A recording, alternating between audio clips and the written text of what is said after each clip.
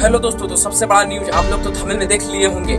सही में मनीष कश्यप गिरफ्तार हो गया। तो आप लोग को बता दें कि ये बात सच है दोस्तों, मनीष कश्यप का आज गिरफ्तारी हो गया है। सबसे बड़ा अपडेट, सबसे अहम खबर दोस्तों, मनीष कश्यप की गिरफ्तारी हो गई है। आप लोग को बता दें कि मनीष कश्यप की गिरफ्तारी हो चुकी है। ये कोई अफवाह खबर नहीं है, एकदम पूरी की पूरी सच है। दरअसल आप लोग तो जानते होंगे दोस्तों, मनीष कश्यप की गिरफ्तारी किस वजह से हुई है। वह तमिलनाडु की खबर, झूठी खबर को बढ़ावा दे रहा था, झूठी खबर को फैला रहा था कि मजदूरों को मारा जा रहा है, बिहारी मजदूरों को तमिलनाडु में मारा जा रहा है। हिंदी बोलने पर तमिलनाडु बिहारी मजदूर को मार रहा है। तो ये सरासरी बात गलत था दोस्तों। यह मनीष कश्यप इस रिपोर्टिंग करते हुए गलत साबित हुआ और उसको गिरफ्तार हुआ है दोस्तों। वह बता दे कि जा रहा था कोर्ट में सरेंडर करने, उसी दौरान पुलिस ने उसे पकड़कर अरेस्ट कर लिया दोस्तों।